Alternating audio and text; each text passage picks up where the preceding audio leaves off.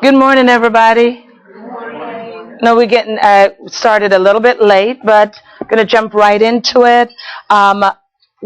This morning, the title of the session is Addressing Community-Wide Wellness, a Collaborative Model.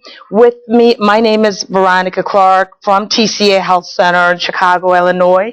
We're located inside of a public housing development. With me today is Mariann McGill, who works as Director of Program at our health center, TCA Health, and Andy Teitelman from CHA. And they will both speak tell you more about themselves and what they do and their individual responsibilities as when they get up here.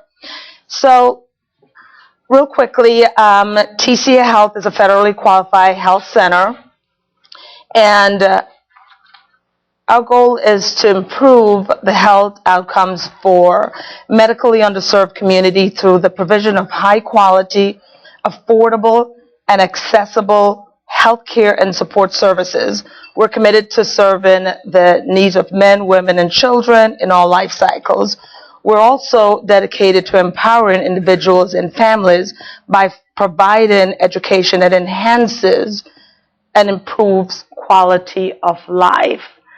And I'll turn this over to Andy to do a quick introduction of CHA. Thank you. Good morning, everybody. We'll do a little dance here, so trade the microphone. And it's going to be fun. Thank you. Please. I'm Andy Teitelman. I'm from Chicago and the Chicago Housing Authority, and glad to be with you this morning. How many people here are from Denver and points west? Oh, we have some Denverites because I saw those hands go. And how many west of Denver? Great. How many between here and Chicago? Okay, one. And how many from Chicago east? All right, great. So we're really covering the country today. I didn't ask about Hawaii and Alaska, but I think they're west of Denver last time I looked. So I think you're included. I'm Vice President for Resident Services at the Chicago Housing Authority. I'm going to tell you a little bit about our mission, as Veronica did about TCA Health. Then I'll move on a little bit to talk about CHA, and we'll be basically following the handouts.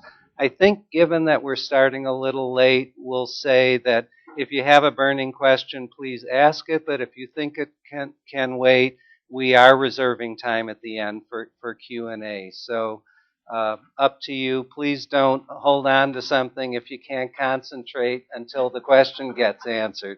We want you to listen to what we have to say. So thank you for that. So we have a new strategic plan at CHA that was rolled out in April by our new mayor, Rahm Emanuel, who's the former chief of staff, as we all know, President Obama, and a relatively new head of the Chicago Housing Authority, Charles Woodyard, this year. So I'm actually going to read it because I don't have this one committed to memory yet. We're trying to leverage the power of affordable, decent, safe, and stable housing to help communities thrive. And I think that's our biggest shift is, as a housing authority, you're always wanting to provide safe and decent and affordable housing. But in our new strategic plan, we're seeing ourselves as much more a part of the community. And we're trying to help families increase their potential for long-term economic success and sustained high quality of life. So we're working to build strong communities, and just from a sake of numbers, we provide homes to more than 50,000 families, or 52,000 households under CHA. About 10,000 of those are in senior apartments, another 7,000 units of family housing, and then our largest program is the Housing Choice Voucher Program, Section 8, with 35,000 families with vouchers. So, Chicago Housing Authority today, how many of you, if I were to say Cabrini Green, would say you've heard that before? Or okay, so about half the room. About 13 years ago, the then Mayor Daley, who was our second Mayor Daley, found himself mayor of a city where HUD had taken over the Chicago Housing Authority, and found that a great percentage of the units were termed, HUD's term, not viable. They couldn't be rehabbed, they had to be demolished. And so they came up with a 15-year strategic plan, which has 2 more years to go to fully rehab or rebuild 25,000 units of housing. So we were, and we're not sure, just talking with John, we're either the third or the fourth largest housing authority, because numbers shift and there's some close runners up in that category. But we are a large housing authority, and today we're seeing a much nicer housing stock, just highly improved, nice improvements in resident employment and accompanying incomes. And then what we want about today is better access to community and supportive services.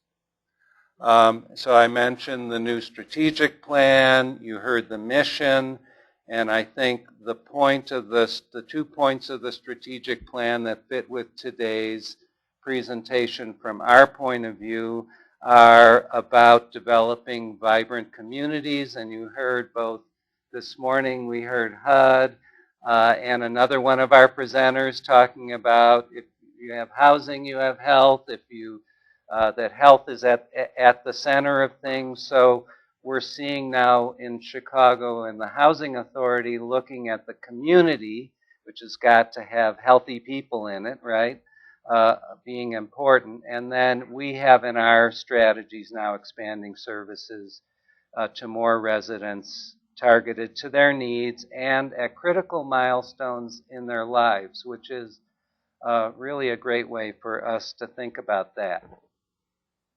So we're an MTW. I know everybody's not a housing authority group in the room, I assume, from healthcare. If you're from healthcare, okay, and if you're from housing, and if you're from something else, okay, pardon me? Mental health, great. So welcome. The MTW is a moving to work, but it's a HUD terminology that essentially a relatively few number of housing authorities have this status that allows us to be flexible with funding. So in Chicago, we've been able to devote more of our dollars to services where without that status, the rules around lines of funding are so stringent that it's difficult to move money back and forth. So with that status and with HUD approval and an annual plan each year, we have, and this strategic plan to really help make a major difference, we have been spending about $26 million a year in the last 4 or 5 years on serving our population with services. What's newer for us is a focus on access to health care, and we've been doing that through partnerships, and that's what led us today. So I'm going to turn back to Veronica Clarke to talk more about TCA, and then we'll move on with how we're working together. Right. And thank you, Andy. And like many of you, TCA has been around for a long time. Actually, we were founded back in 1970 by a physician in the community of Ottgall. Initially, when she had that idea, she had a little mama pop, a little doctor's office, someplace on the south side of Chicago. And then she moved into Oakville. She realized that there was such a huge need in the community of Oakville because Oakville is a closed community, the Oakville Murray Housing Project. There's barely any resources, just houses, and it's isolated with cut off by expressway, railroad tracks, and all of that. So this African American woman, Dr. Gloria Jackson Bacon, saw such a huge need. She fought really hard, said, we need healthcare. We need healthcare, but more than healthcare. So she, CHA at the time, donated one of the housing units to TCA. At that time, Oakville Health Center. So, and moving forward in 1991, TCA Health began to receive federal funding. Currently, the only FQHC in Chicago that is located within a public housing development, because there's a lot of changes, like many cities, with public housing closing, people getting Section 8s, moving out, and all of that. The clinic was developed to serve not just public housing residents, their healthcare needs, but other needs as well, because we started with the ancillary services such as WIC, Healthy Start, and a lot of you, that's a maternal and child health program. We have, back then too, we had psychiatrists, social work. She thought a one-stop shop, so as many services as she could bring into this little one housing unit plus a little trailer attached to it. TCA is one of the first 7 FQHC to receive public housing funded. Provide primary and preventive healthcare, including ancillary services, like I said, WIC. Back then also in 1970, we had the welfare to work, which is now, fast forward, it's called SNAP program, the supplemental nutrition and food. I know, a lot of you guys, yeah. So we have that as well. Oops, did I go too far? Okay, so today's sitting adjacent to the Oakville Moore Home development. TCA, since then, again, fast forward from 1970, we've built, again with land donated from CHA, a 22,000 square foot health center. We see over 6,000 people. We were up to servicing over 8,000 a few years ago, but with residents, they were doing a remodeling, started remodeling in the housing units a few years ago, and a lot of residents moved out. So we're seeing over 6,000 patients now within the community and the surrounding. In addition to provide previously funded services, TCA now is funded to build a mobile medical unit, because what we find, transportation is still a problem. Although we have this big, nice health center, folks, moms with several children, they still can't get to us. We have 17 blocks of housing within the community. So transportation is still a problem within the community. So we thought, why not get some funding for mobile units? So we're building that. The plan is to roll that out by the end of the summer, so we can start with school physicals, and we're going to work primarily with the schools within Oakville, Murray Holmes, and the surrounding area.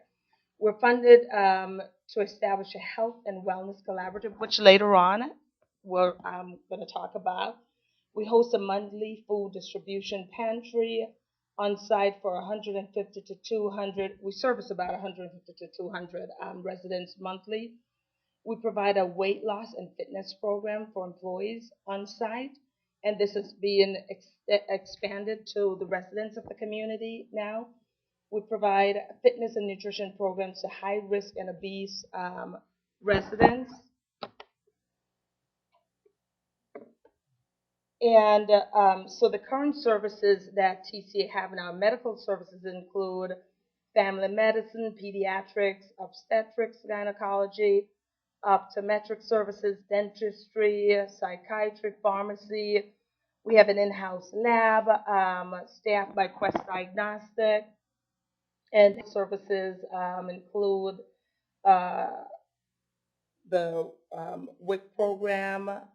We have childbirth and then parenting classes, breastfeeding, immunization, nutrition counseling, men's health services.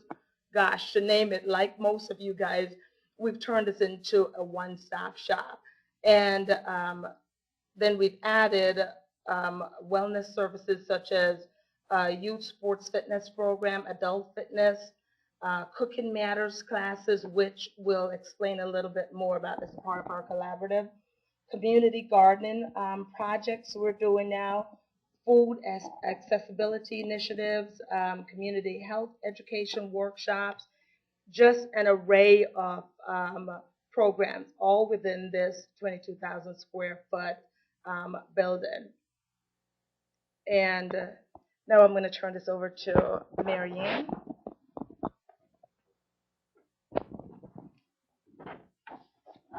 Good morning. I'm Ann McGill. I'm from TCA Health. I'm really excited, and I'm trying to calm down. I'm excited about this entire presentation. And I have to say, a little history is that I have about 25 years in social services, and probably 20 years was spent supporting Chicago Housing Authority residents throughout the city of Chicago. So coming to TCA Health, I came with a lot of knowledge, and I'm just excited because when I look at TCA and I look at CHA, to me, they're like the meat and potatoes of the community. One is the meat, one is the potato.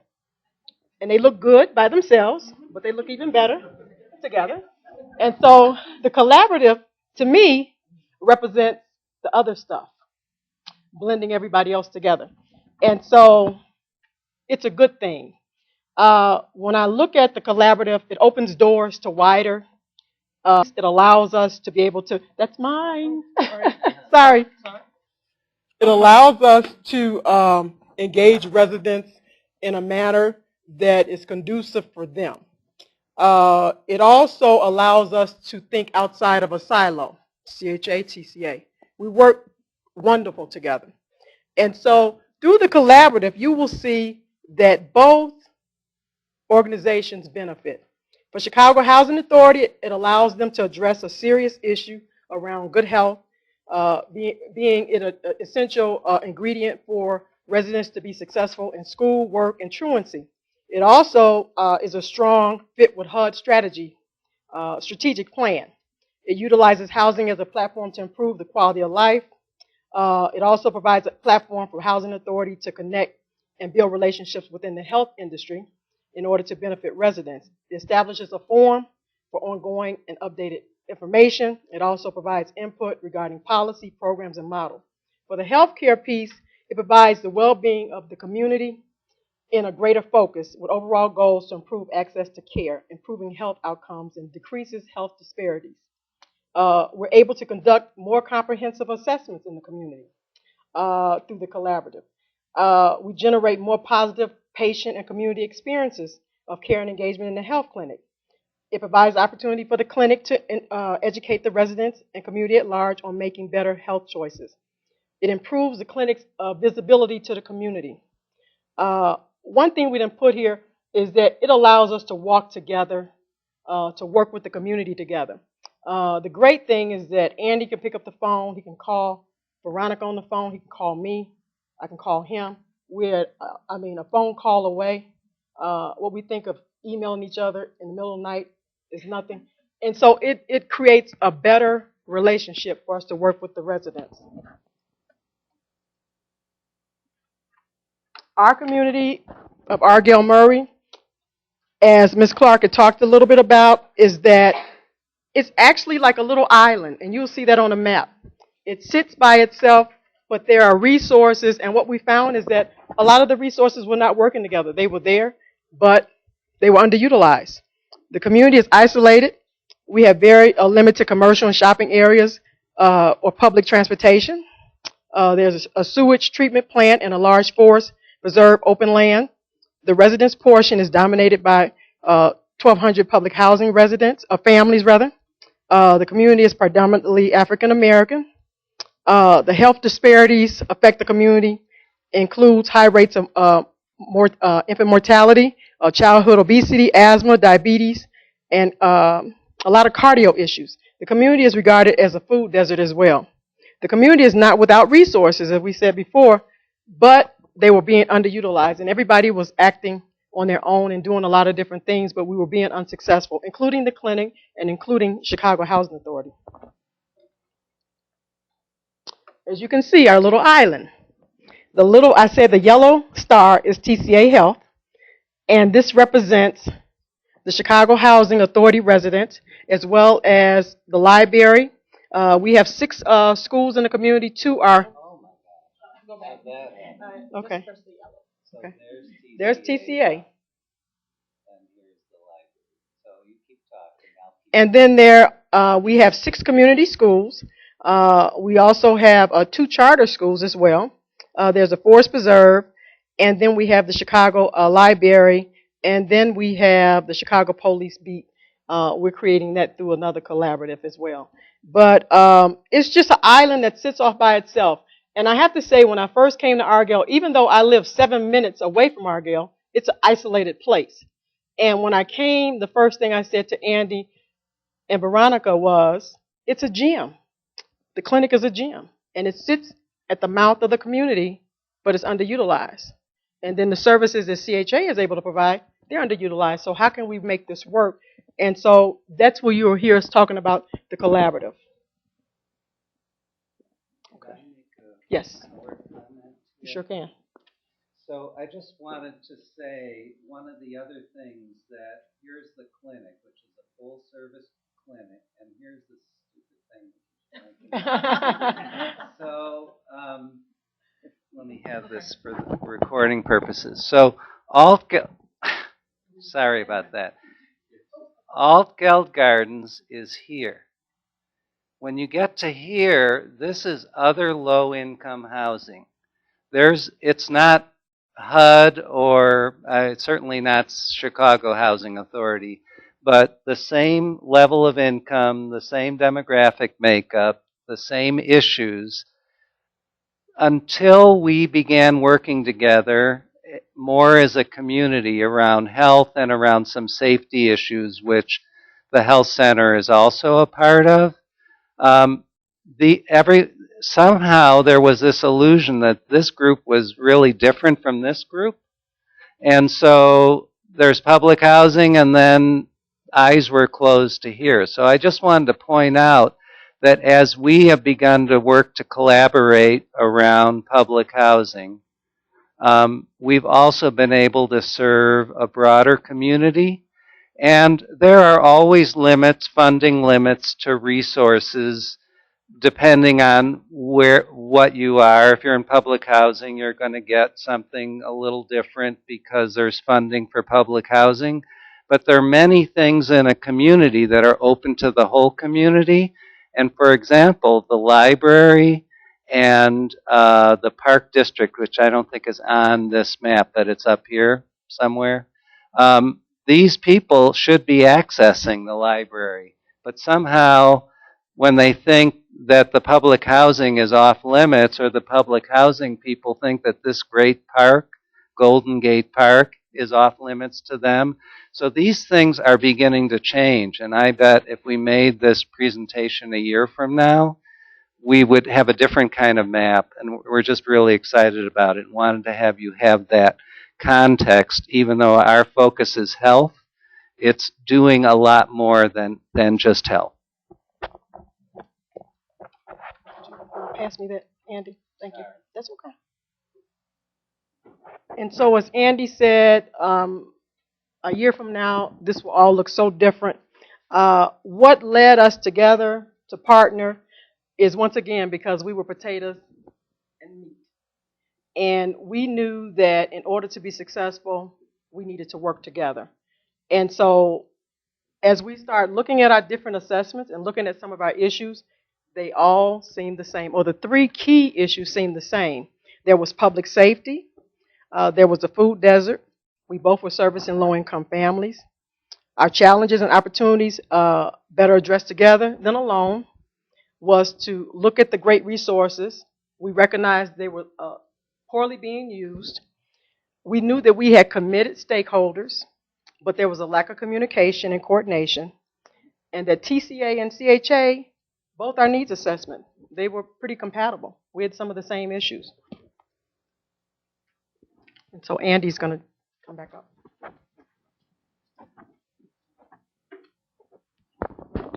I know that vegetables fit somewhere in your paradigm of the meat and potatoes, and I'm just trying to figure out where they do. But don't think we don't think about vegetables.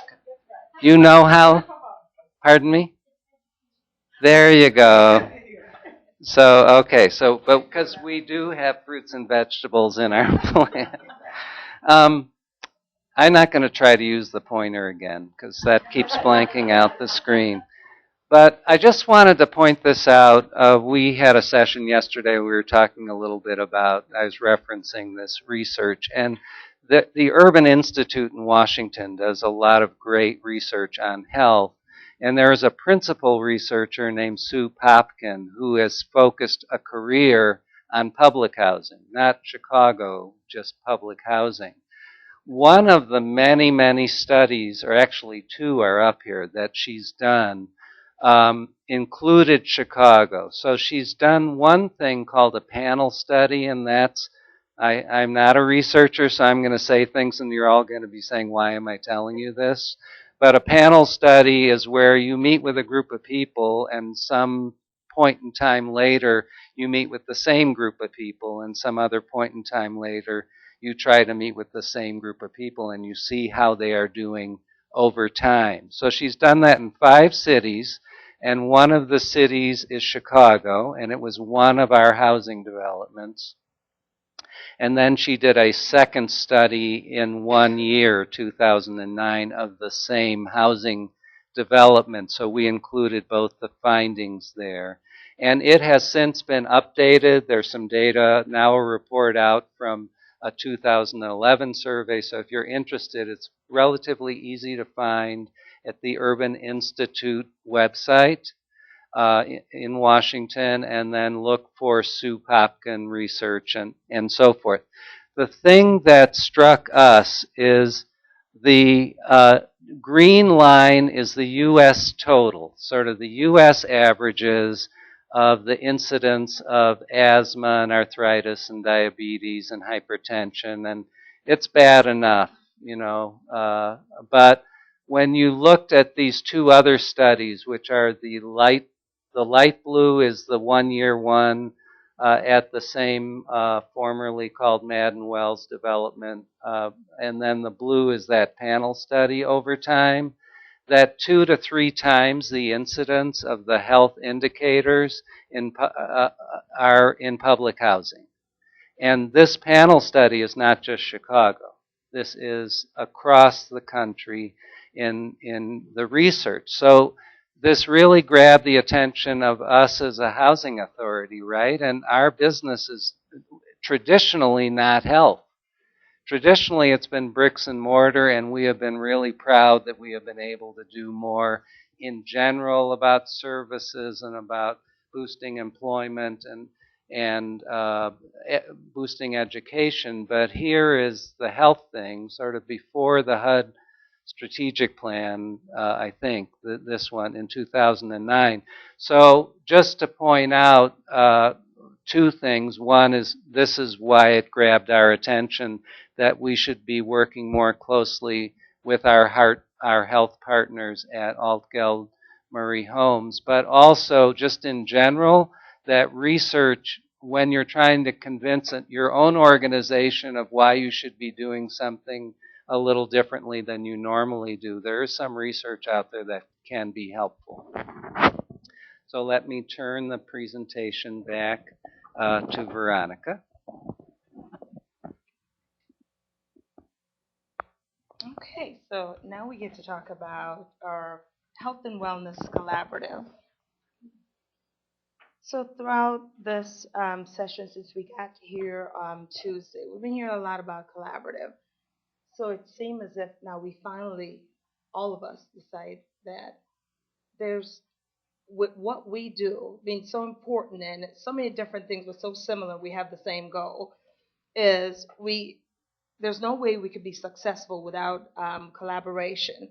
So I was curious, wanted to really find a short, explanation. What's collaboration? We've been hearing it all week. So you just look in the basic, Google it. It says the act of working with another or others on a joint project. Basic, because we've been hearing it all week. So I kind of like that basic explanation. So before I talk about what is the Health and Wellness Collaborative, it says many ideas grow better when transplanted into another mind than the one where they sprung up. This quote is by Oliver Wendell Holmes. So I've been at TCA Health for a while, and I realized that none of the partners were working together. None of us, we all were doing our own thing. And we struggled because the health center had gone through different leadership changes. And when we moved out of the small trailer that one of the units that CHA initially gave us, and we built this lovely 22,000 square foot building, we thought, they're going to come. We built it. They're going to come. It's nicer, right? We ran into problems and said, no, you turn your back to us. And all kinds of excuses. And different partners start coming to the community. And then the next thing was this small community still. Small, but, lots of folks, 17 blocks. Then for some reason, there's another competitor, a small doctor's office. We don't know when he came about. So we changed our name from Oakville Health Center to the Clinic in Oakville. This small doctor's office called themselves Oakville Health Center, our previous name. People thought it was us. So all kinds of conflict within the small area. Here I am struggling because I didn't start at TCA as a CEO. I held several positions. My background is nutrition as a dietitian. Worked at hospitals, came in, did operations and everything till lots of changes in leadership until they said, let's make her the CEO. But I've seen what worked and what didn't work. And I realized that we weren't talking to each other, like we're all against each other. I had a lot of passion and staff had a lot of passion, and we knew we had to do more. How do we reach out to the residents? So I thought, why not bring everybody to the table, and how are we going to do that? And for me, that started with having Mariann join our team, and she told you about her background. So we said the purpose of the Health and Wellness Collaborative is to promote healthy lifestyle options and access to wellness activities among the children and families of Chicago Far South Side surrounding suburbs, and to improve health outcomes and decrease health disparities among targeted low-income communities.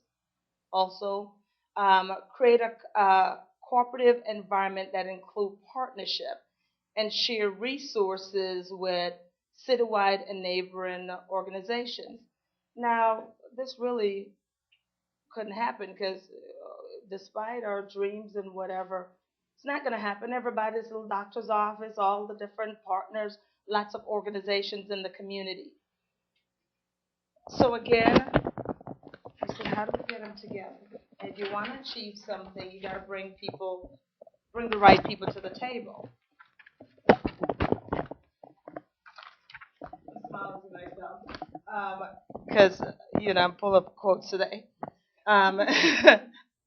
This is one is by Amos Winter. Engage the end user in the design process. Don't just ask him what he needs, but ask him how he thinks it could be achieved. So we formed a collaborative. Our efforts started March last year. We said, how do we? This is not just about TCA. We do our needs assessment every year. You saw the previous slide that Andy showed. So it said, bring residents to the table. Bring all the partners, all the competitors. Make them a part of this. Make them owners of this. And it become their ideas. Have them sitting at the table. Have it rather than us telling them, because we saw that didn't work. No matter what our goals, our vision, what we want to do, it wasn't going to work. So why not bring everybody to the table? So that's what we did. So we secured a consultant. We started with our steering committee, And through brainstorming sessions with everyone at the table, every single organization we invite, every organization within the Murray Homes and the surrounding areas. And we start looking at, duplicated services. We saw that, although we had so many services, there were low utilization of services, resources. Safety was an issue as well. Inadequate access to healthy foods. So we developed a mission, goals, and objectives. We formed work groups. Again, and we made sure at least we had residents on each work group and partners in the community.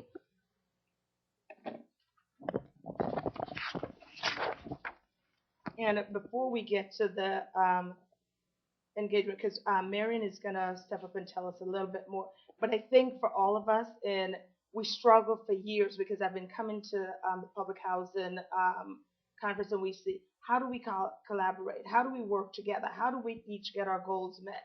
And how do we avoid the duplication?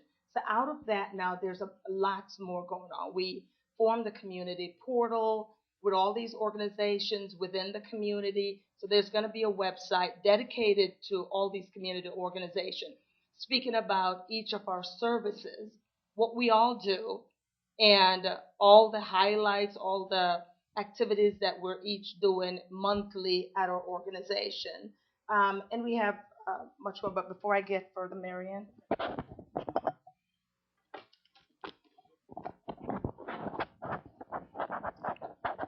We're going to talk a little bit about the emerging benefits of the collaborative, a little more detail.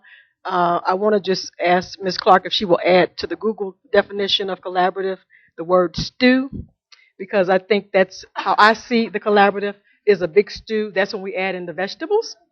And so that's how it comes about. I didn't forget about them. And so I said we were the potatoes and the meat, and now we're going to add in the different flavor to make it work. And so I think the great part about this is that the residents and the community partners participated as equal partners and contributors. So we listened to. We came to the table with major ideas, and they didn't like them. We had to take that and listen. We wanted the shared ownership. We agreed that we would collectively decide. I even got caught up a couple of times making decisions, and the collaborative didn't know anything about it. So I had to take it off the table. So really being respectful to each other. Acknowledging the existing strengths in the community. For example, there's a grocery store that's probably about maybe 6 blocks from, not even 6 blocks from the development. But we saw it as a lot of issues. We saw that the food was not at the best quality food. We saw that the prices were really high. But when we sat at the table with the residents said, no, we're not going to have a conversation. We like him. And so we had to step back and say, okay, how can we strategize to create some different ways of dealing with the store owner? So we thought there were certain ideas we wanted to use, but the residents slowed us up. And so really acknowledging that, acknowledging the existing strengths in the community. For example, we wanted to address the food disparity in the community and bring in resources, but we first had to look and see what's already in the community that may not be working, but it's here and we want to acknowledge it. One example is we had the Black Farmers Market. Chicago Housing Authority had given a unit to a resident that actually was selling produce out to the community. Very small initiative, but we had to acknowledge that working group. And so part of our mission was to go take a tour of the garden, go take a tour of the little store, ask what resources we could provide to support the initiative, and actually have her come sit at the table. And so part of her role is now she sits on the food accessibility work group. And so we're working at ways to help enhance her produce market by creating flyers, giving her ideas, putting flyers at the clinic, and things like that. Also utilizing existing resources and enhanced by partnering with other coalitions.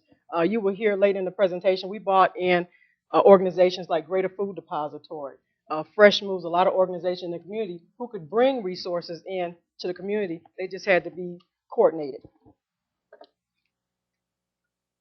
These are some of our early successes. I would say probably 6 months up, not even 6 months, putting a dynamic group of 8 to 11 people at a table. And this was just a work group around food accessibility. One thing we did was we looked at our existing services, the Black Farmers Market I talked a little bit about. And then at the clinic, we had Pantry on Wheels. We serviced 150, but you're talking about several thousand people in the community.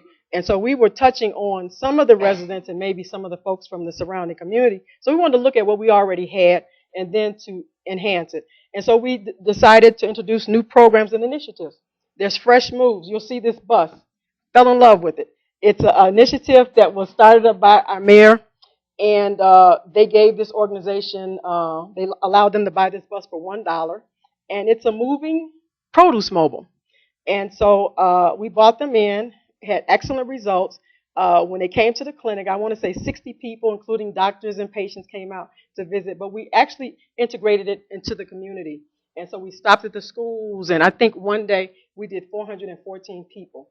And I think the thing that touched my heart the most is that we had children coming out from high school buying fresh produce for home, cabbages and greens and things like that. And so this served as a great resource. They've actually added us to their calendar.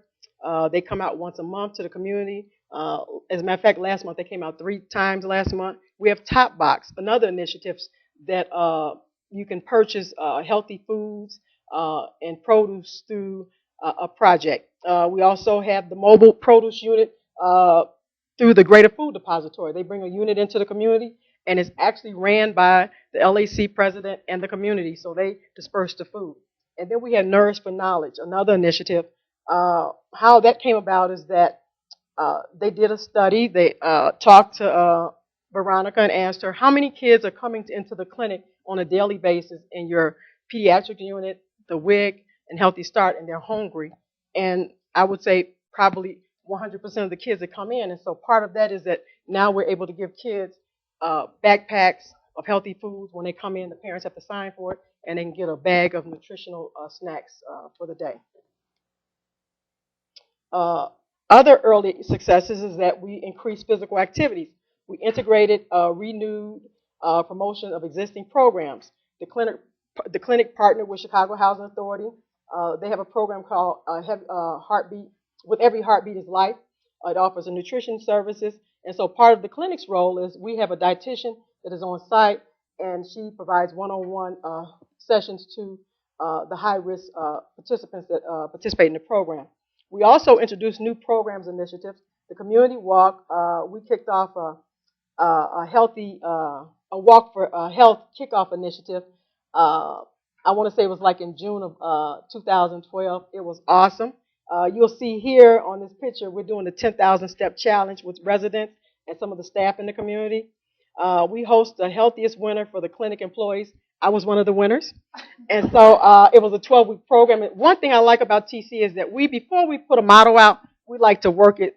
What our CEO makes us work it on ourselves before we roll it out to the patients or to the community to see if it's something that we need to fix, or is it something that's not going to work? Is it going to be successful? And so that's a program that's going to roll out to the community. We have the fitness and nutrition program for the elementary schools. And then we have the community garden projects. We will actually identify 5 community gardens in the community and the surrounding area and support those initiatives. Some of our challenges and opportunities. One of the challenges that we ran against is that the conflict in the community event scheduling. Confusion or lack of awareness about what other community organizations are doing. For example, last year we had our annual health fair. It was successful, but it was not as successful as it could be because there were other initiatives going on at the time. And so we are seeing this as an opportunity because I believe Ms. Clarke mentioned about the portal. We're creating a community portal through another collaborative, and there are 26 to 31 organizations that work in Argyle Garden. And so that portal will list all of the organizations. We'll have a community calendar so that the residents will be able to go there and see what initiatives are going on. We also will be able to use it to identify, is this a good time? For example, we're hosting a wellness fair in August. So the first thing we did was send it out to all of the leaders and say, is this a good date? Is it a conflict? We want support from all the other organizations. So this portal will serve as an excellent tool for the community. Also, the lack of participation in community programs and events. One thing we did, we identified key issues in the community and barriers to participate in order to create and support strategies for greater participation. Andy and I was talking the other night, and we were talking about TCA is having a sports fitness program with 80 Chicago Housing Authority kids for the summer. And one thing Andy said was, well, that sounds great. We need to get the, what is the ARC to be part of helping with the transition. ARC is a public safety initiative in the community. And so one thing we talked about is getting those kids home. How are we going to get the kids to and from, and how can we make it a safer place? And so really this serves as an excellent opportunity for the clinic as well as CHA that we can actually problem solve together. Also, duplication of services, lack of integration among services. We're able to successfully identify and support opportunities for programs and services coordination and enhancement. And so we work collectively with all of the partners. It allows the opportunity for us to sit and plan. For example, every year we have our annual health fair. It's hosted by TCA. It's supported by TCA, but this year is being done differently. It'll be a wellness and a health component, but we are bringing other people to the table to help plan this initiative.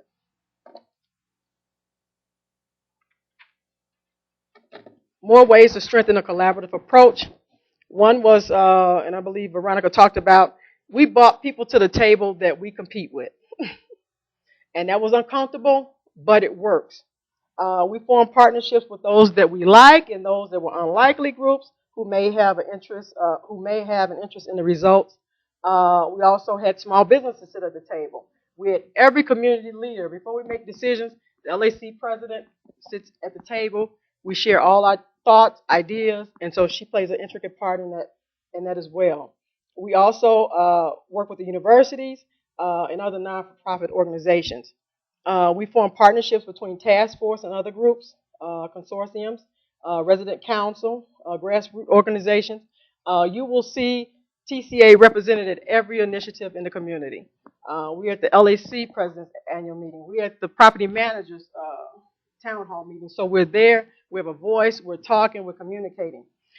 We conduct periodic brown bag lunches with the leaders in the community to talk about what issues need support, where we're at, any updates, information, and coordination. So one thing that we do is that for each one of our meetings, we have 3 minutes on the other organization's agenda.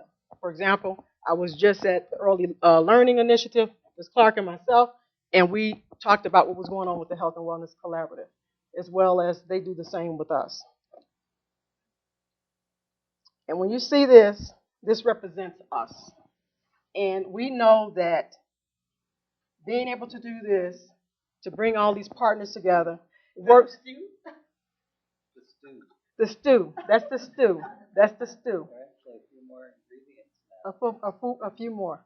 And so working for and with the residents. And so, I'm sorry. Okay. And so Andy's going to come back up and talk about lessons learned.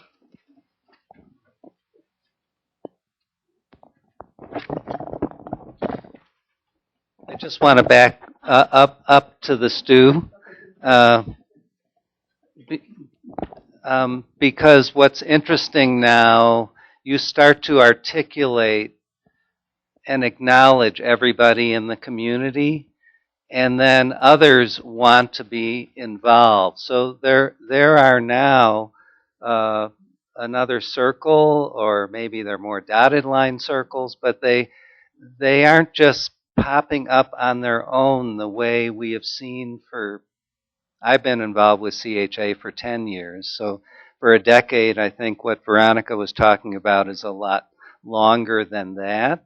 But groups aren't popping up and trying to work as independently now. So there's part of getting this synergy going. We even had, if you remember on the map, or there's this giant tract of forest preserve land in our neck of the woods, so to speak, that's run by the county. So there are forest preserves of Cook County all over the metropolitan area. But the Forest Preserve of Cook County came to us to say, we have one of our properties at your land, how can we coordinate? I can just tell you that would never have happened. And so we're actually having an event this Saturday that the Health and Wellness Collaborative is helping to promote. That's going to be a healthy family day.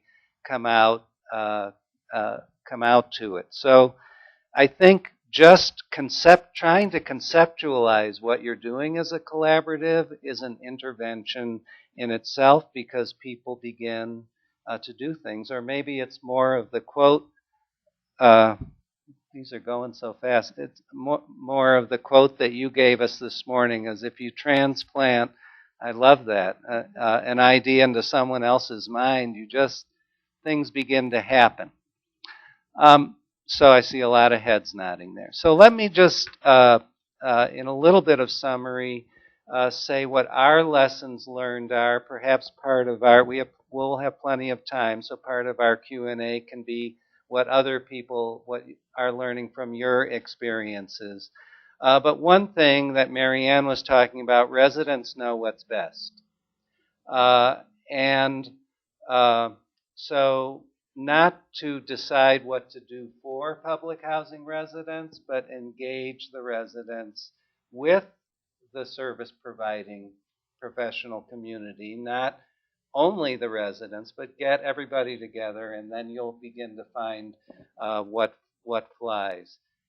We found as a collaborative that included everybody, said we ought to start with the low-hanging fruit. And this walk that you were talking about, which was now a year ago, was the low-hanging fruit. Well, we thought, well, what can we do that isn't going to take 6 months to organize? Because we weren't as organized a year ago as we are now, and we didn't know if things were going to work. So we start with something that we think is really likely to be successful. And so we had a very structured definition of what this walk was going to be and a goal of how many people were going to be in it, and it went quite well. But the collaborative needs to see that it can actually accomplish things. So you don't want your first thing to be one of the most challenging activities. And as stated, key partners need to be at the table. Try not to go to people after the fact, but that is going to happen. So when you do, be transparent about it and say, you know, we started this, but we didn't realize, we weren't thinking about why the Forest Preserve of Cook County needs to be at the table with us. Would you be willing to come to the next meeting?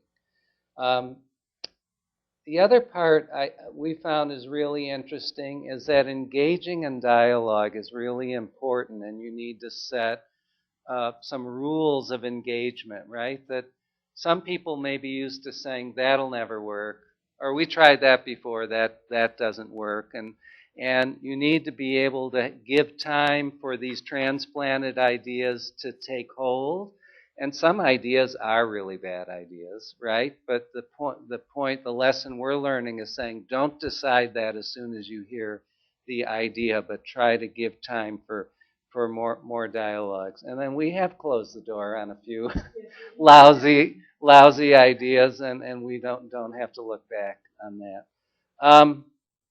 Learning to communicate with one another is important. The more people you get at the table, the more you have to have your antenna up of looking around and looking for eye contact and seeing if heads nodding, and even if heads are nodding, sort of restate things and see if people really understand what was just discussed, because people do not always understand things the same way.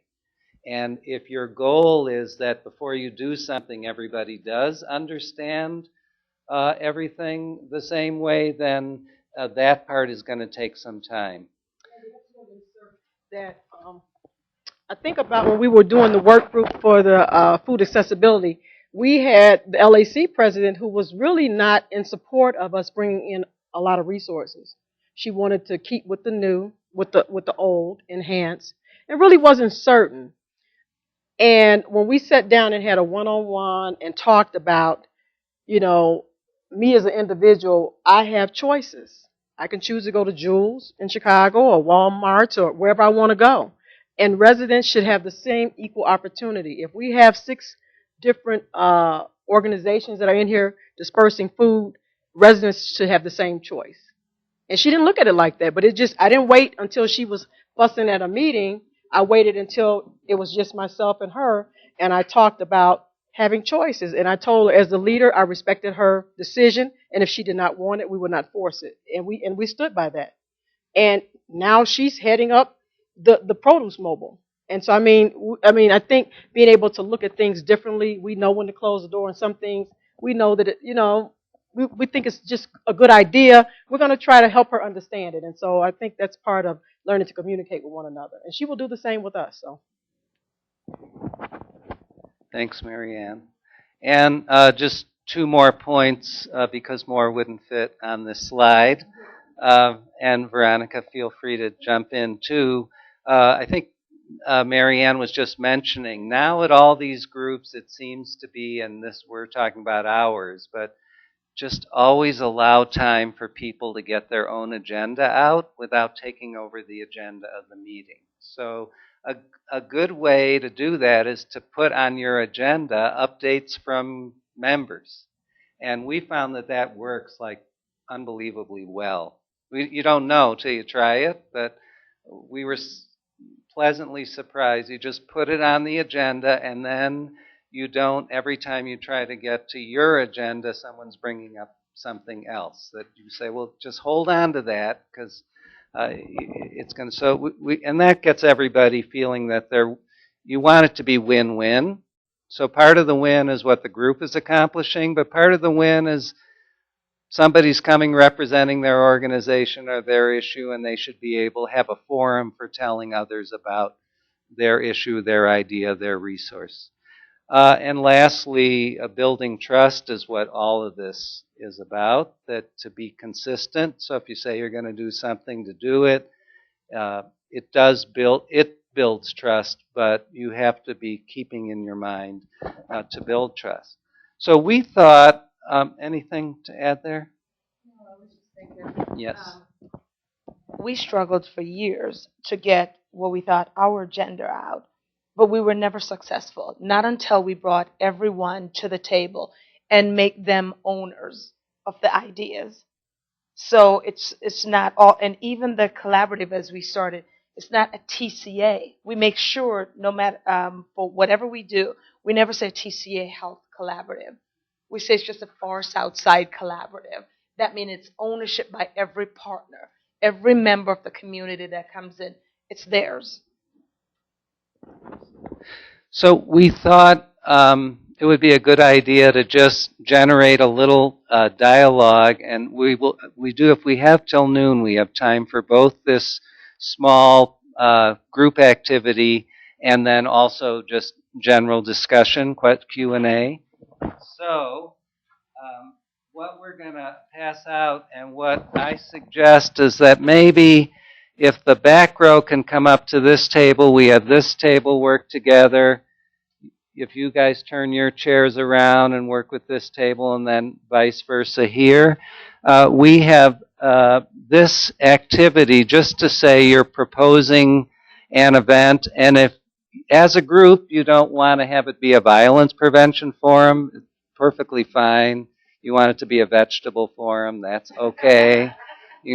But you're trying to do something together, and so name 3 to 5 steps that you would do. And certainly this is not a quiz about what we've presented, but as a group, because everybody in this room has experience, we're just going to take like 5 to 7 minutes for discussion, another 3 to 4 minutes for the 3 groups to report back on their steps, just so we can all hear that, and then we'll wrap up with Q&A. Is everybody okay with that? So let me pass these out, and then have a reporter in your group, so you can have more of these, but you really only need one. Oh, they can have more, but everybody can have one. Is there a record? Yeah.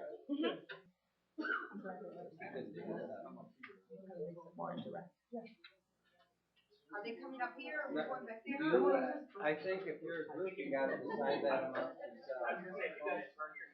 Just turn your chairs around.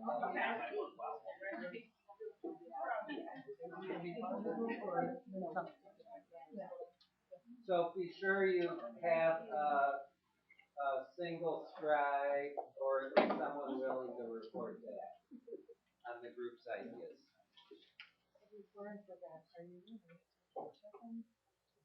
Chisum? No. She works in Eagle, but her and her husband are pastors down there. No. I just think it was a very common name.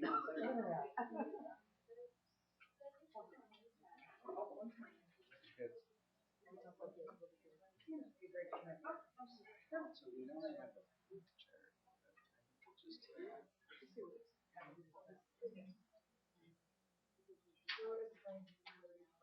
them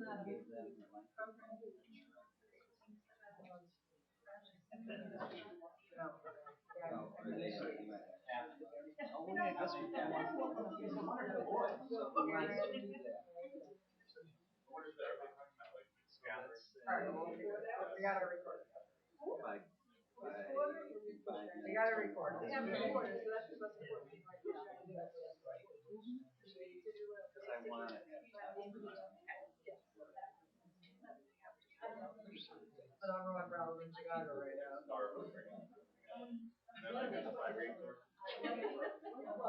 together.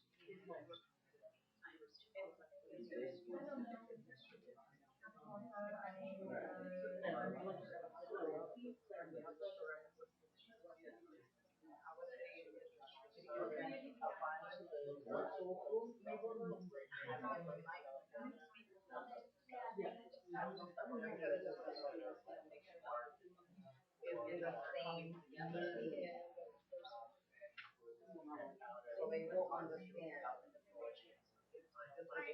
our intention is for them to be together.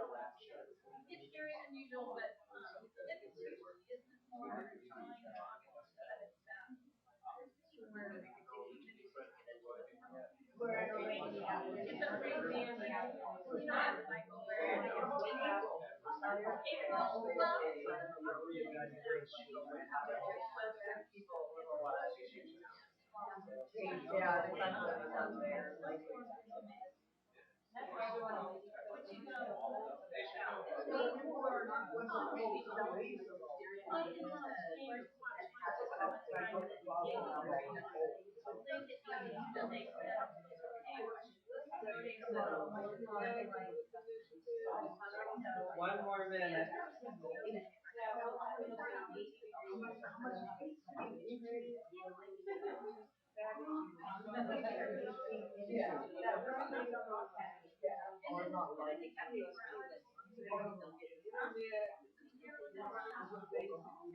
Veronica, in terms of time, I think we should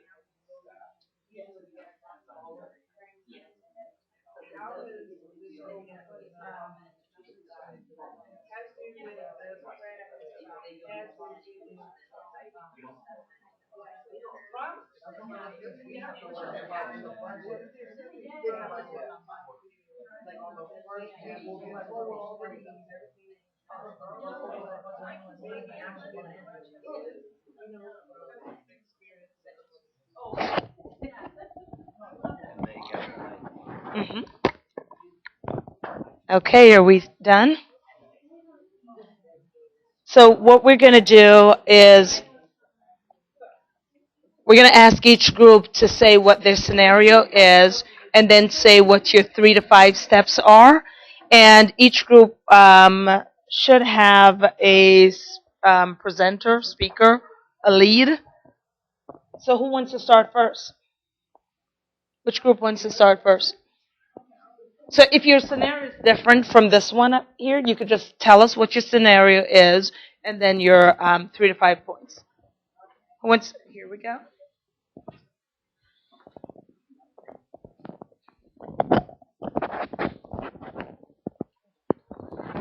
Just leave this here when you're done. you are proposing a violence prevention forum for 2 neighboring communities as a priority for the upcoming school year.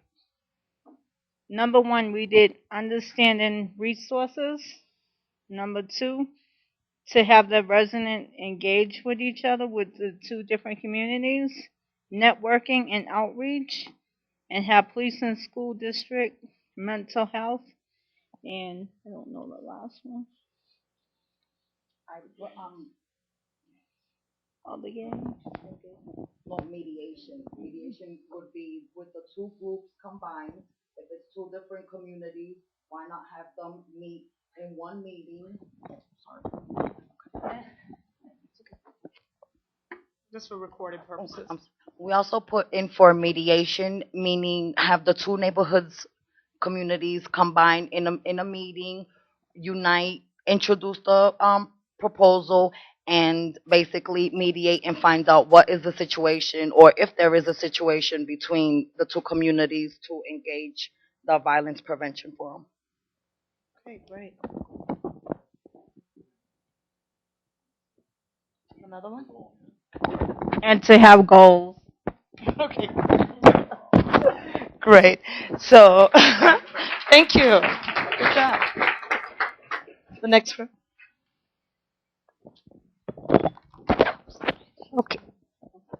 Okay, so first of all, we had talked about find out what is the problem in the community. Because if you don't know what the problem is, how are you going to address it? And then identify the community that you're going to be trying to help out and who the stakeholders are. And maybe even have meetings and follow-up meetings. 2 to 3 different types of meetings where we can bring maybe residents together, and then have another one was have incentives for residents or participants coming to the meetings, which is always a good thing. That's an appetizer. Wait, okay. yeah, I got the appetizer. And what is out there already? Is there some best practice? What is other housing authorities or organizations doing already that we can learn from? Anybody else? Excellent. Anybody else in the group? Anything? Great, thank you. And our third group? Where's our third group? Tomorrow.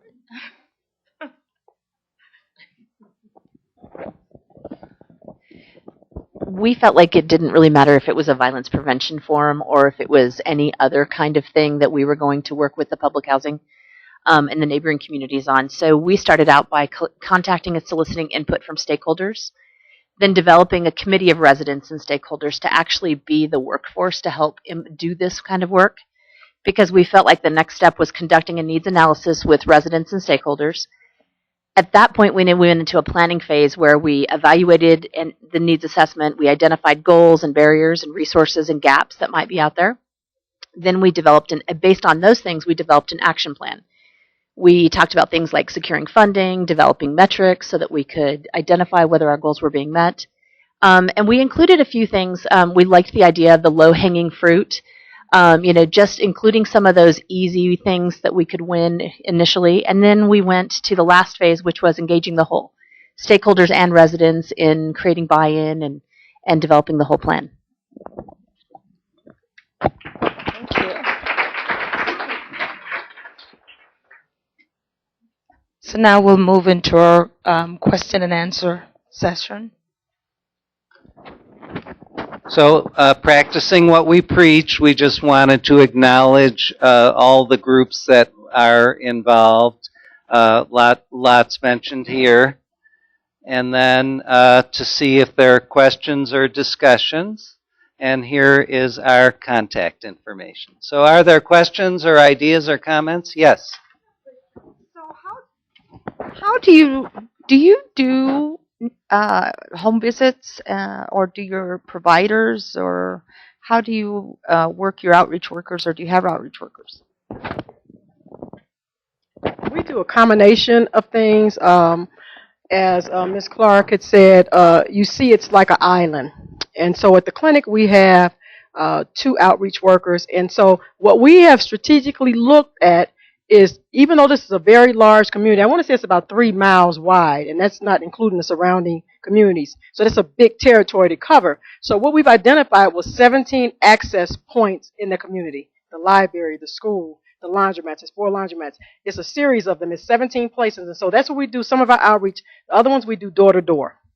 And so we have 2 groups that work with us. We have the tenant patrol, which actually kind of does a little work with getting information out and checking in with seniors and things like that on hot days. So they do a variety of things, but they also will help us with the outreach, as well as the LAC will help us with outreach. But it's a very large community. And so we do a combination of things. And that's when, and we actually have our summer youth workers. Last year we had 15 that worked with us.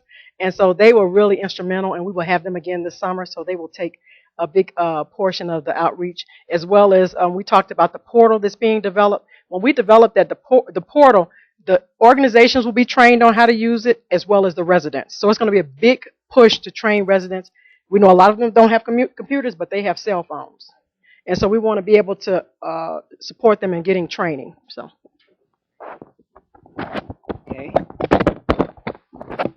Sorry about that.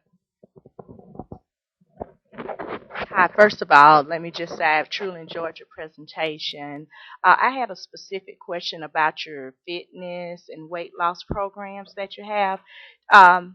Is it set up where community partners from the outside come in, or do you have staff that's dedicated to do those type of programs, or how does that specifically work? And are they based out of the agency, or do you go to the actual public housing complexes to do those programs?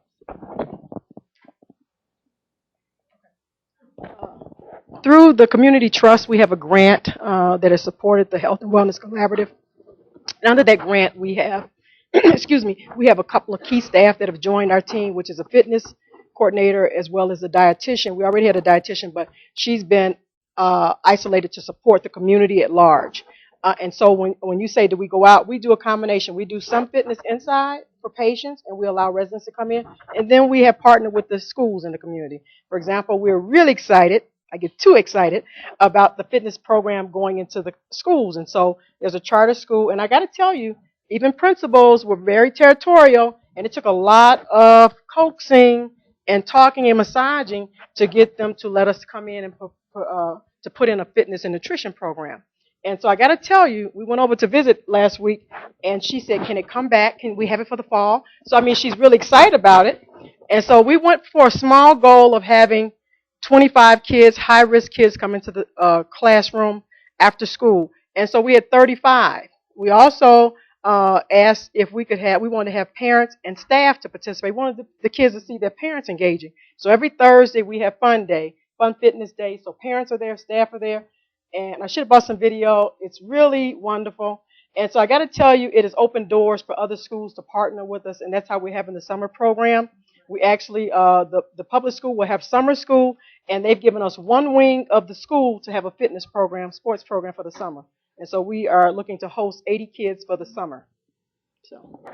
And initially, this principal who was hesitant at first, she's now, because when we visited last week, Thursday, the fun day, she was a part of it. She works out as well. And as Mariann said, when she says, could I get this again for the fall? And I said, sure, but you have to allow outsiders. Because initially, it took her a while to say yes, and when she said the yes, the slow yes, and now she's fully excited and she fully bought into this, she says she only wants it for her students. So now, because she see how well it's going, and this other school who opened up for the summer session, the entire summer session, this other school is going to allow everyone to participate, all kinds of outsiders. And so we tell her, if you want this program for the fall, you have to allow outsiders. And she says, okay, then we'll see, because she's totally excited about this. It's the buy-in.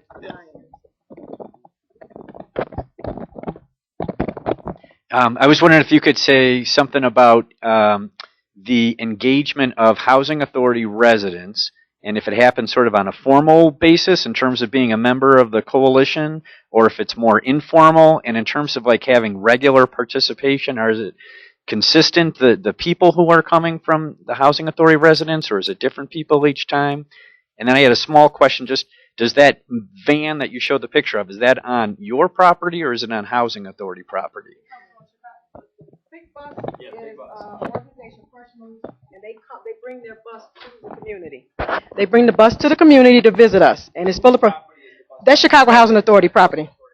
The clinic is on Chicago Housing Authority property. And we're not going to go past noon, but I just want to interject that the reason this collaboration and this trust is so important is as a housing authority, we can't just allow someone else to decide who's on our property. So there has to be a relationship and a trust that there's going to be advanced communication and an opportunity to talk it through before something happens and say, what the heck was this bus driving around, on our property? So that's happening now, but just to say that's another part of it. And the engagement, yes, we have the LAC president who represents Argyle. She sits at the table at all of our ventures. She sits at our table to make any decisions. We also have Golden Gates, a representative, which is low-income houses, the homes. So we have representation from their community, yes, regular residents, as well as from Riverside. So we have representation sitting at the table. And so we're not making decisions, and their voices are heard, because whenever we make decisions, we know that if we don't hear their voices, it will be unsuccessful. Okay. Is there one more question? Yes. Thank you, and you can close it out. I just wanted to make a quick comment that this kind of open partnership with a housing authority is pretty rare, in fact, and in your communities, you may have found that the housing authority is less receptive to this kind of thing. That's changing. A lot of the work that we do is supporting taking those messages to the housing authorities in a way that they'll be receptive to. And I would say with sequestration, the disaster that is all the across-the-board cuts to housing authorities is actually creating a great opportunity, because whereas they may have in the past tried to do their own health promotion programming and outreach, those programs are being cut. And but they still need the services, and it's the health centers that are going to pick up that slack. So if you've had an unreceptive relationship with the housing authority in the past, this year is a really good opportunity to do it. And the first step that we would recommend is, when you get your supplemental funds for outreach and enrollment, tell them that you're hiring. And again, because what they want to do is post job opportunities for their residents. So if you give them that, they're going to be receptive when you start asking, can we bring a bus? Can we bring our mobile unit? Whatever it is. I want to add that one thing that we did at the clinic is that we went and sat with Andy, even though I've known Andy for years. We went and we sat with Andy along with Mary Howard is the vice president, or other people. We sat and one of the things. Yes. I love Mary Howard.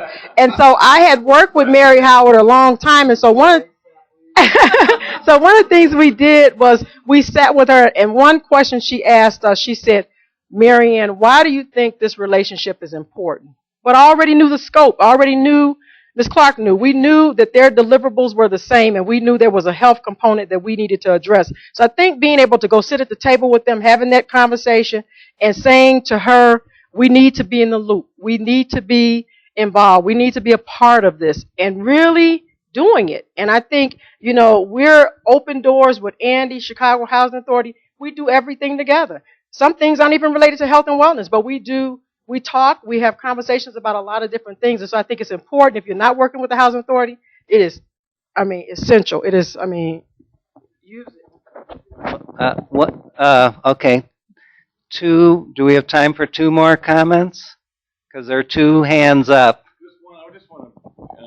I just wanted to echo your comment. It's a good time. It's really a good time right now. We're in Lubbock, Texas, and we actually were funded on a grant working with the Lubbock Housing Authority in one of the sites, and we opened a kind of a transitional location there, and we have a clinic very close to that. But when we first started working with them, it wasn't really the integration wasn't really good, and we ended up getting this because of the funding, and this is like 2 years ago about when we started. Now the gentleman that is in your position is on our board at the Community Health Center of Lubbock. So the integration, and we have a long way to go to get to what you all have done, and so it's really good, but there's really good opportunities right now to do that. Oh, yeah. Yes. And we did all the focus groups and everything that all you guys spoke about. We didn't just all of a sudden decide that this is what we're going to do. It's brainstorming, speaking to the community, re-strategizing, and looking at what works and what doesn't work. Okay. Melissa? You know, I work at a hospital, but I just love hearing all of these great ideas, and great work. One of the things I keep hearing echoed at this conference from so many people is that, you know, everyone is the good guy. No one is really, you know, the housing authority isn't, the clinics aren't, or the management companies, all that stuff. But I just think that there's all these holes in our systems. And when people start talking, they start realizing that these holes can start to be filled in a variety of ways. So I just, you know, I think it's these lights that go on, and it's just wonderful to hear that we're all kind of doing the same great stuff. Well, we thank you for the opportunity to speak with you today and also to hear from everybody today. That was wonderful. If those of you who were scribes are willing to give up your one-pagers, I think that would be useful to us. Oh, and Veronica wants to say one more thing. No. Because Andy said he likes my quote so much, and I said, well, let me repeat it. It says, many ideas grow better when transplanted in another mind than the one where they sprung up. We have ideas, and again, this is what collaboration is about. She spoke about the LAC president. Now the LAC president think this whole food thing is her idea. Because it's ours, and we make it now that it's her, she has ownership. We pass it along to her. And that's what success is all about. And thank you so much again for the opportunity.